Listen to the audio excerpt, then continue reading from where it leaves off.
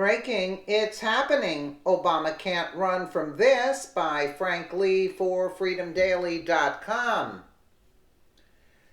The congressional investigations are running deeper than expected. They were looking into the Trump dossier and remained focused on the FBI and Justice Department, but now they're going after someone unexpected. They're digging ditches in the Obama State Department and cracking open closet doors to see what skeletons tumble out like a bag of bones. They're suspecting there might be a little bit of a problem with the collection and dissemination of sensational and still unverified allegations about President Trump. The information is said to have been collected by an ex-British spy who allegedly worked on the Clinton campaign. The former spy is Christopher Steele, and he's said to have connections within Obama's Justice Department, the FBI, and the Obama State Department. Steele is mentioned in a book by author Luke Harding titled Collusion, Secret Meetings, Dirty Money, and How Russia Helped Donald Trump Win.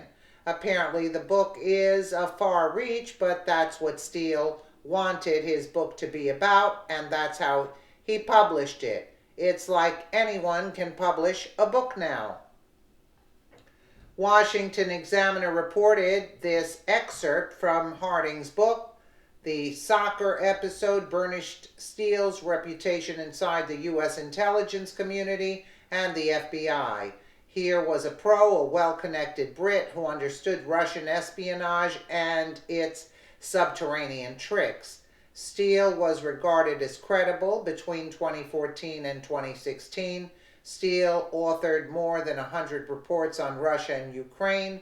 These were written for a private client but shared widely within the State Department and sent up to Secretary of State John Kerry and to Assistant Secretary of State Victoria Nuland, who was in charge of the U.S.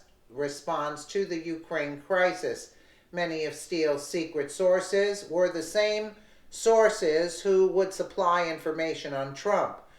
One former State Department envoy during the Obama administration said he read dozens of Steele's report on Russia. The envoy said that on Russia, Steele was as good as the CIA or as anyone. Steele's professional reputation inside U.S. agencies would prove important the next time he discovered alarming material and lit the fuse again. Washington Examiner lists that fuse, quote, as the Trump dossier that has turned the world on its head as nothing but a mere distraction that will mostly prove that Trump has nothing to do with any collusion. It's a finger-pointing tactic utilized by the people who are most likely involved or guilty, by placing the blame or accusations upon others to blow smoke upon someone else. Washington Examiner continues, it's hard for an outsider to discern clearly what is going on inside the dossier investigations on Capitol Hill, but it appears some investigators are looking beyond the 35 pages of reports done by Steele for Fusion GPS, the opposition research firm working for the Clinton campaign and the Democratic National Committee, that were published on January 2017 by BuzzFeed.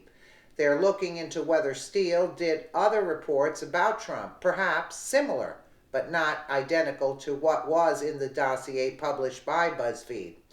And they are looking into whether these reports made their way to the State Department. They're also seeking to learn what individual State Department officials did in relation to Steele, and whether there were any contacts between the State Department and the FBI or Justice Department concerning the anti-Trump material. It's not clear whether State Department activity related to Steele's Russia project took place in the months leading up to the 2016 election during the transition, or both. Hillary Clinton was, of course, Secretary of State from 2009 to 2013.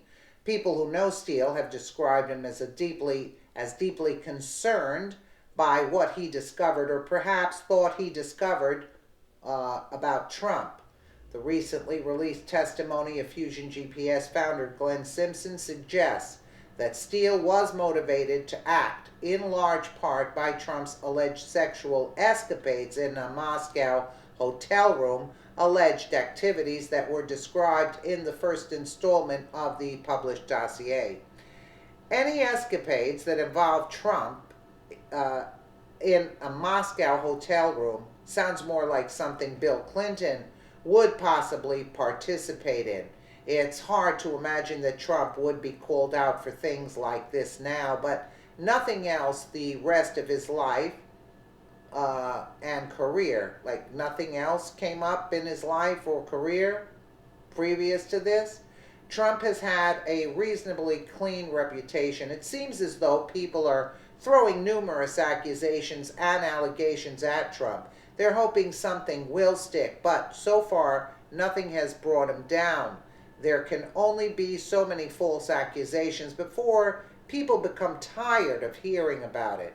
There can only be so many false accusations on Trump that bear no witness, no evidence, and have no relevance nor merit worth investigating. People have become blind to the false allegations because everything seems to turn up empty. There's no substance in anything that the left brings to the public about Trump. How long will the leftists continue to resist and cause problems instead of working together to provide solutions? They've been a thorn in the side of Trump's presidency since day one, but Trump keeps winning. Can you imagine if Democrats were helpful? Donald Trump defeated Republicans and Democrats to wear the crown of America, but it's made him the king with the target on his back. Whoever goes after Trump next better bring their A game, because Trump keeps kicking the peasants to the curb. Absolutely. Absolutely. You know, I mean, put yourself in his shoes. I mean, come on. I mean, he's very strong. How much can one person take, right? Let me know what you guys think in the comments below. And again, thank you so much for watching.